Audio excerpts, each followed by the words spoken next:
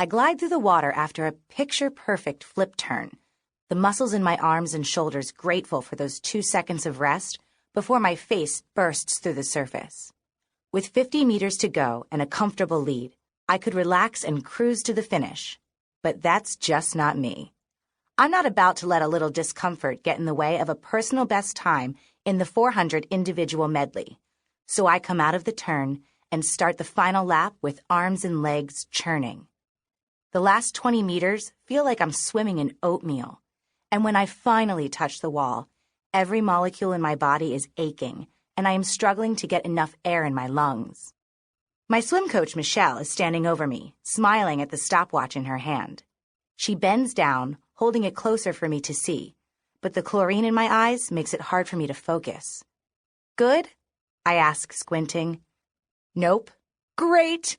You broke your own record by almost 3 seconds.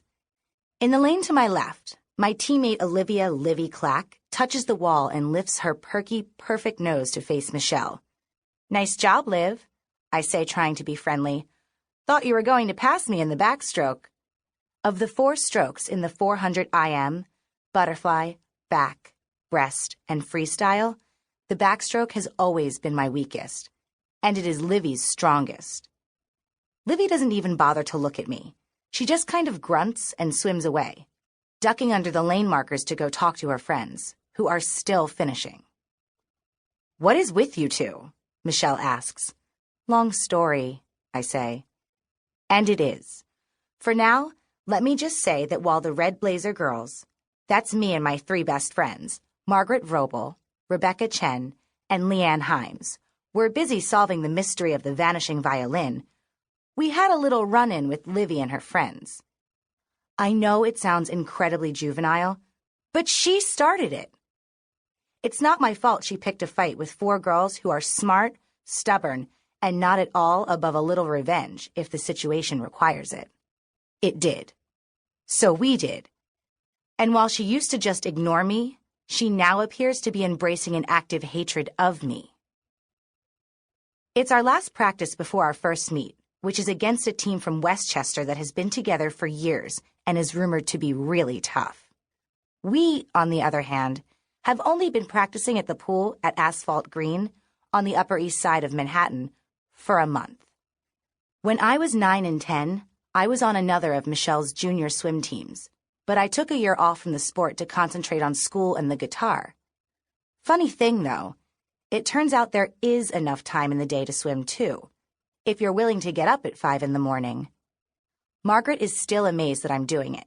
After all, I used to grumble and be grouchy all day whenever she decided we absolutely needed an early start on the mystery of the moment and called me at 6 o'clock.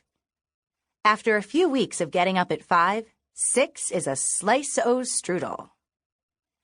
Michelle gives the stragglers a minute to catch their breath and then turns us all loose for our final cool-down swim, 800 meters, alternating between back and breaststroke. She assigns the center lane to Livvy and me because we're usually fairly well matched, speed-wise. The idea in sharing a lane is like driving a car. Always stay to the right, which sounds simple, but nobody can backstroke in a straight line, so we're always running into each other. When Michelle gives the signal, Livvy and I dive in from opposite ends of the pool. Even though I am definitely not slacking off, Livvy starts to creep up on me almost immediately. Each time we pass by each other, I get a whiff of pure intensity that overpowers the smell of the chlorine. I'll admit it, that all-out 400 took a lot out of me, and I'm too tired to get into some weird grudge match with her in what is supposed to be a cool-down swim.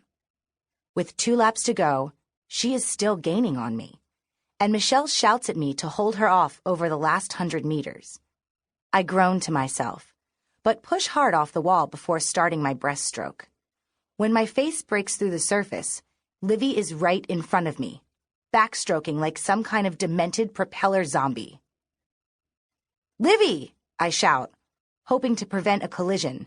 She veers right, arms still spinning madly, and the heel of her right hand karate chops me right smack on the nose. Direct hit. And instantly, the pool looks like a scene from Jaws.